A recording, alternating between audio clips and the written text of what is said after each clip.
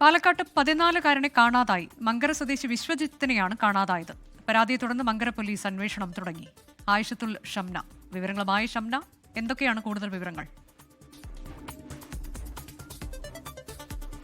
അനുജ, ഇന്ന് പുലർച്ചെ 1:30 കൂടിയാണ് കുട്ടിയെ കാണാതാവുന്നത്. കഴിഞ്ഞ ദിവസം പരീക്ഷയിൽ മാർക്ക് കുറഞ്ഞതുമായി ബന്ധപ്പെട്ട് വീട്ടിൽ നിന്നും വഴക്ക് പറഞ്ഞിരുന്നു രക്ഷിതാക്കൾ.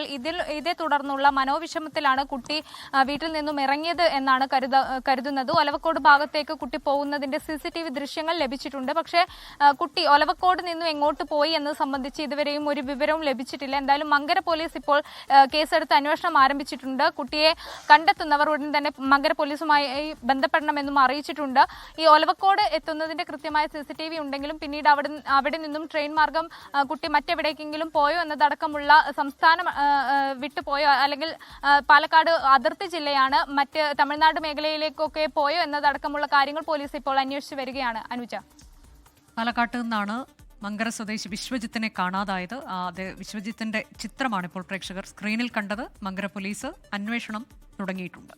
ലോകത്തെവിടെയായാലും ഏത് സമയത്തും 24 വാർത്തകളും ഓഗ്മെന്റഡ് റിയാലിറ്റി പാക്കേജുകളും എക്സ്പ്ലെയിനറുകളും വിശദമായി കാണാൻ ഞങ്ങളുടെ YouTube ചാനൽ നിങ്ങൾക്ക് സബ്സ്ക്രൈബ് ചെയ്യാം.